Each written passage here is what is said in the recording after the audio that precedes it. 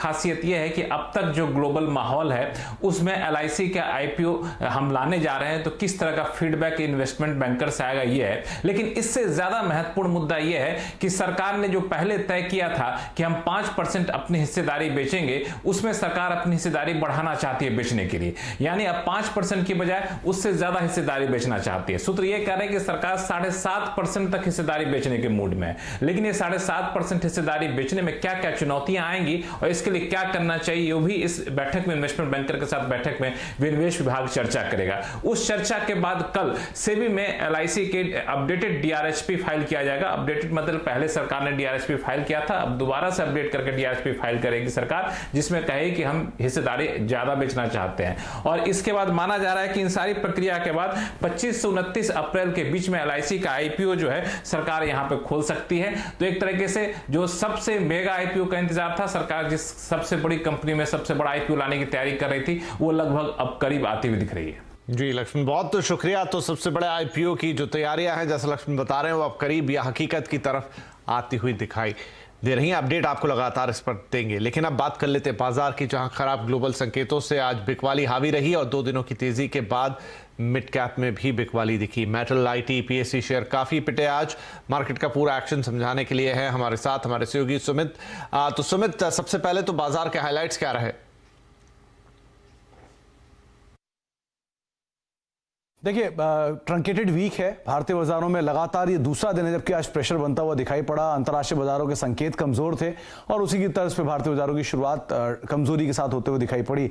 Second half में थोड़ी recovery जरूर आई, लेकिन निफ्टी ने 17,400 के जोन्स के आसपास से जो पुल बैक दिया, उसके बाद भी करीब 100 से ज्यादा या 150 अंकों के आसपास ही बिकवाली वहां पर बनते हुए दिखाई पड़ी। निफ्टी बैंक में आज मेजर रिकवरी थी, वो हरे निशान में पहुंचा और 100-150 अंकों के आसपास की बढ़त वहां पर आते हुए दिखाई पड़ी।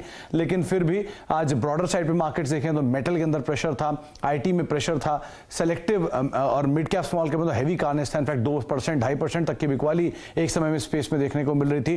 तो ब्रॉडर बेस मार्केट्स के अंदर आज भी बिकवाली का दौर था। हालांकि पीएसयू बैंकिंग बास्केट की तरफ से कुछ हद तक जो रिकवरी है, या प्राइवेट बैंकिंग की तरफ से जो कुछ हद तक रिकवरी है, वो मार्केट्स में जरूर लीड होते हुए दिखाई पड़ी।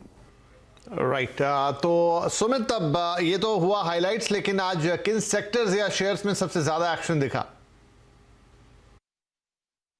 देखिए, अगर निफ्टी के टॉप गेनर्स की बात की जाए तो आज बैंकिंग के 2 नाम आपको दिखाई पड़ेगा। एक्सिस बैंक में खरीदारी थी, साथ ही साथ कोटक महिंद्रा बैंक भी आज तेजी के साथ कामकाज करता हुआ दिखाई पड़ रहा था।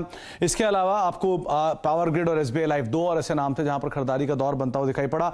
निफ्टी लूजर्स में हिंडाल्को, मेटल में बिकवाली थी, उस बिकवाली को यहां लीड कर रहा था हिंडाल्को, कोल इंडिया, ग्रासिम, टाटा मोटर, ये कुछ ऐसे नाम थे जहां पर प्रेशर बनता हुआ दिखाई पड़ा।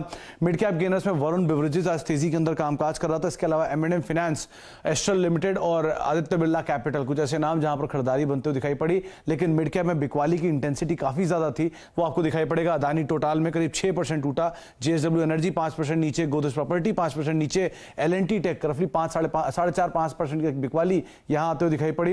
एफ&ओ में भी बंधन बैंक आज लीड कर रहा था टॉप गेनर के तौर पे, पीआई इंडस्ट्री, एम&एम फाइनेंशियल, पीवीआर, कुछ ऐसे नाम जहां पर खरीदारी का दौर देखने को मिला। बिकवाली थी आज एफ&ओ में बिरला सॉफ्ट पे 10% का फॉल एक समय में यहां देखने को मिला। हिंडाल्को 6% नीचे, कोल इंडिया 5.5% नीचे और वेदांता भी करीब 5% बिकवाली के साथ बंद होता हुआ दिखाई पड़ा। प्रेशर मेटल में हिंडाल्को, वेदांता, नाल्को, हिंदुस्तान कॉपर, ये सभी बिकवाली के साथ कामकाज कर रहे थे। और साथ साथ आईटी में जहां पे टीसीएस नंबर्स के बाद आउट परफॉर्म कर रहा था, लेकिन बाकी शेयरों में L and T tech, Mindtree, Coforge, L and T infotech, कुछ ऐसे नाम थे जहां पर आज बिकवाली बनते हुए दिखाई पड़ी। तो ओवरऑल एक और वीक सेशन, लेकिन ट्रंकेटेड वीक है। देखना होगा कल हफ्ते के आखिरी कारोबारी सत्र में बाजार कैसे प्ले आउट होता है। जी बिल्कुल, छोटा हफ्ता ये देखना होगा कल बाजार कैसे अपने रुख को लेता है। बहुत शुक्रिया सुमित इस मार्केट अपडेट के लिए। चौथी तिमाही में टीसीएस के नतीजे अनुमान के मुताबिक रहे। सीएनबीसी आवाज से खास बातचीत में कंपनी के सीएफओ समीर सक्सेरिया ने महंगाई के बावजूद कंपनियां टेक्नोलॉजी बजट में कटौती नहीं कर रही है बताया। साथ ही उन्होंने कहा कि मजबूत मांग से वित्त वर्ष 2023 में डबल डिजिट की ग्रोथ जारी रहेगी। कस्टमर अपना ओवरऑल स्पेंड बैलेंस करने की कोशिश कर रहे हैं। In most cases